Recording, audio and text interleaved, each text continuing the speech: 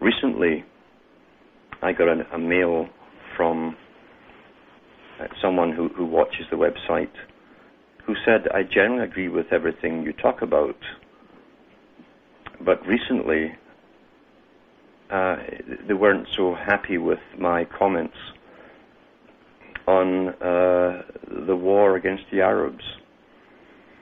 And this person, who obviously does not think for themselves because they use slogans which are marketed to them, brought up the fact that the women have to wear veils and so on, and that offended this person who mailed me. They were offended by the fact that the women had to wear veils and so on. And this, of course, is the politically correct speech we hear all over. Well, I'm offended by this. This offends me, you see. Brought up by Singer and other psychologists.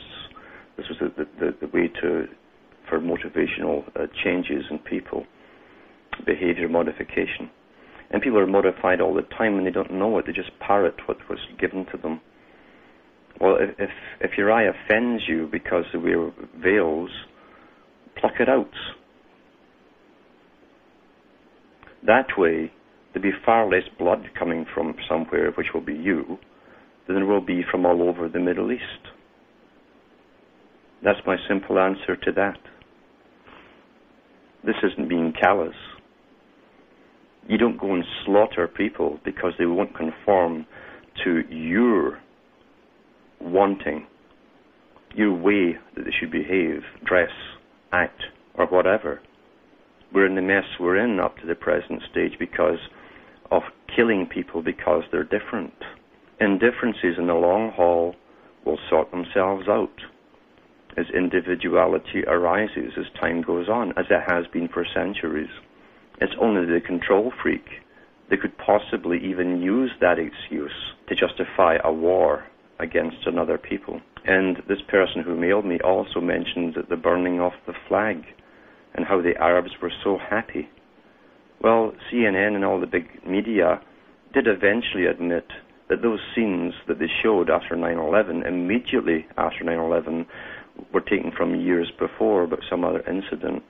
So someone who just watches the TV, seeing is believing, I can't spend time on educating you because you don't want to think for yourself. You like the ideas being marketed right into your head.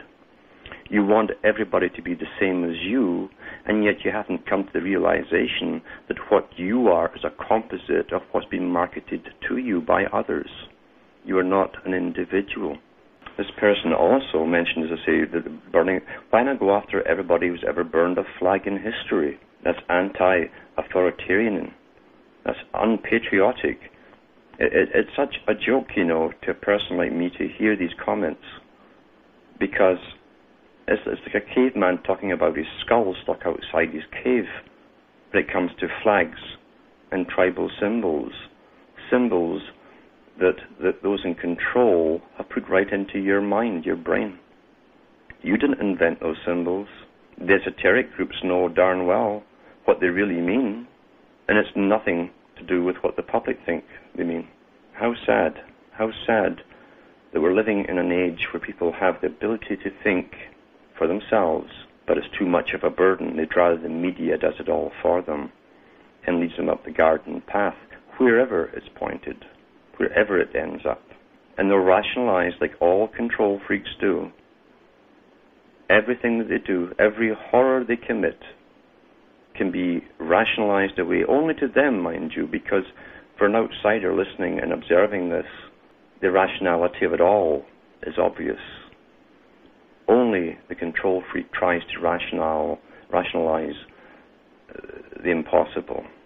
Psychopaths do it very well.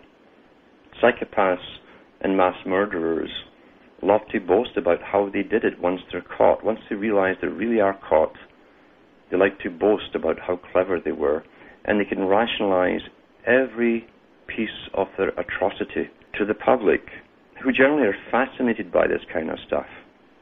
And once again, if you're an independent thinker, you can see that they have a gift almost of rationalizing everything that they do. Everything that they do. The reason that horror shows keep reproducing themselves and becoming more and more horrible as time goes on is due to this problem with the individual versus the masses. The masses who, many of them don't want individuality. They want sameness, uniformity throughout their existence. And anyone different will terrify them. It shakes their security, their feeling of security. They will despise that person and try to kill them if possible. And if not, they'll get the authorities to do it for them. There should be a law about that, you see. And this is why we're heading towards more and more horror as time progresses. And the people are becoming almost immune to it now. They can't tell fact from fiction. There are so many front people out there guiding them, misguiding them, leading them up the garden path, as I say. They have their heroes of the physical realm. They have their heroes of the New Age realm, who are all heavily financed. You can tell just by their websites that there's not a little person sitting there any more than H.G. Wells was in his day, sitting with a typewriter. H.G. Wells had a whole office block to himself and masses of staff working to churn his propaganda out. And under the guise, of course, of fiction, although most of his books were non-fiction.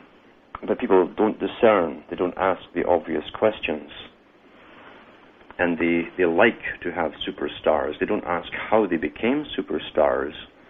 You cannot become a superstar in this day and age unless you're made one by others, the professionals, and they get the nod from those above to make this person or that person the spokesman or the superstar. That's how it's been for a long, long time.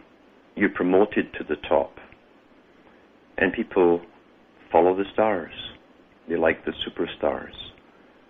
Because we're taught in this system that success by any means is all that matters. It doesn't matter how you get there, just get there.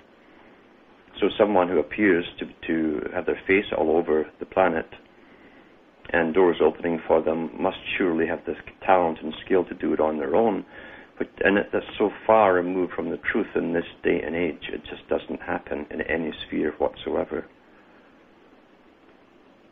Many people say to me, why don't you talk every day? Why don't you give a talk every day and put it out there? Well, I'll tell you, I don't have a staff to help me do anything, where it's split the wood or fix anything, or just basically survive. I would need staff to do that, as all the rest of them have staff. I don't bring in the kind of money or have it come in through the back door either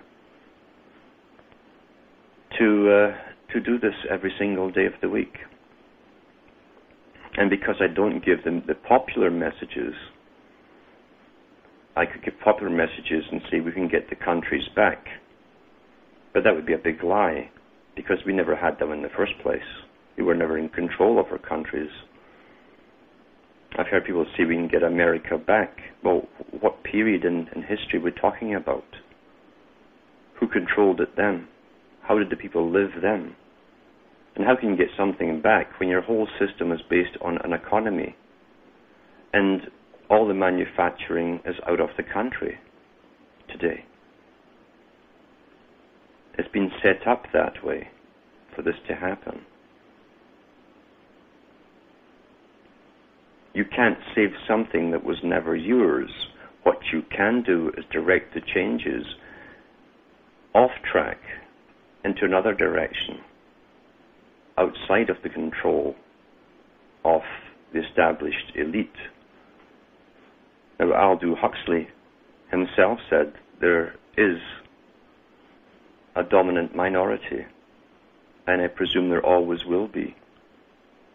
He never questioned that fact. He should know, since he belonged to the lesser orders of those elite families. He was still a member of them. He knew the real histories. He never mentioned politics because he was well aware that politics was irrelevant to the course of the world. It's just a show for the public